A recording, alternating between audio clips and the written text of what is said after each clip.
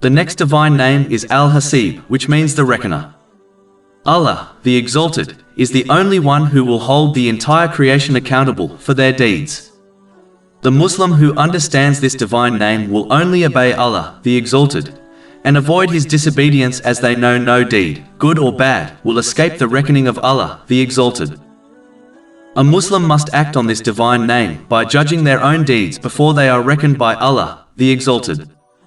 The one who does this will be inspired to sincerely repent from their sins and strive to fulfill the commands of Allah, the Exalted. The one who fails to assess their own deeds will only sink deeper into heedlessness until they reach their strict reckoning on a great day.